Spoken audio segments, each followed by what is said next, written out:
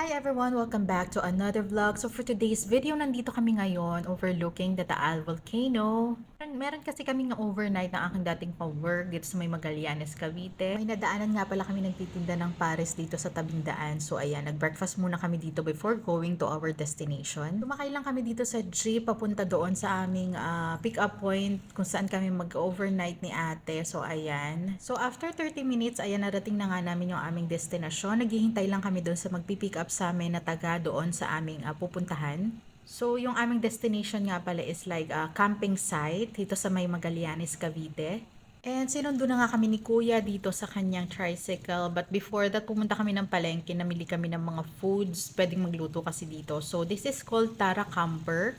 This is located in Magallanes, Cavite. So, itong place na to is medyo malayo siya doon sa pinakabayan. So, kailangan nyo talagang meron kayong transpo dito or alam nyo kung paano sumakay papunta dito.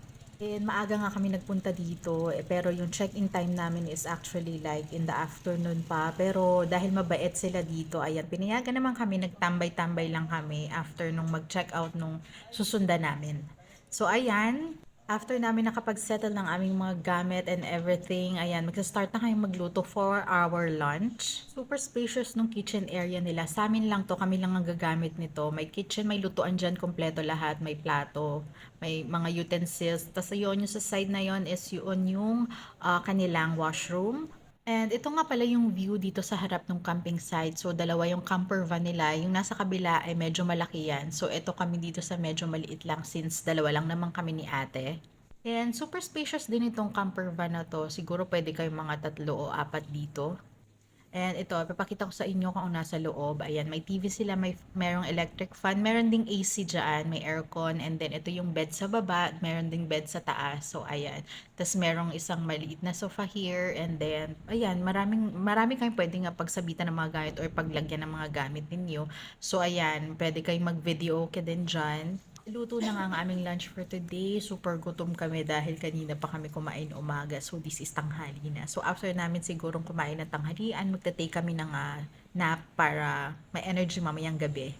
So, eto naman yung side na to is yung sa likod. Meron sila dyan 2 hammock. Meron din dyan pwede kayong mag-bonfire sa gabi. And then, ayan, sa likod dyan, mag-hike pa kayo pababa. Meron dyan ilog.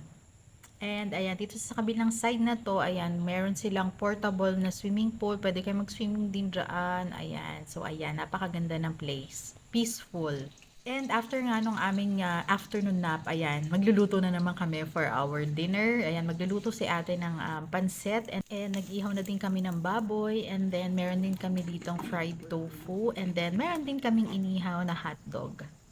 So, ayan, after namin nagluto, ayan, yung mga chichirya kami, meron din kaming konting alcohol, and then ayan yung pansit, and then tokot baboy, and then yung inihaw na hotdog. And ayan, nagbanding nga din kami ni ate dito sa kanilang video okay. Pinabuksan na namin yung video okay nila kasi pwede naman pero may extra bayad to. Nagpa-request na rin kami kay Kuya Sam, yung caretaker dito, na mag-bonfire kami. Experience na rin natin yung vibe ng totoong camping. And finally, yan, nakapag-dinner na nga kami ni ate. Medyo nagsha-shot-shot din kami while having the dinner. Kwentuhan lang kami about life, catching up. Since matagal nga kaming hindi nagkita ni ate. So, ayan, sulit na sulit yung pagkikita namin. And that's it for today's video, and I hope you guys enjoyed it, and I'll see you on my next one. Bye!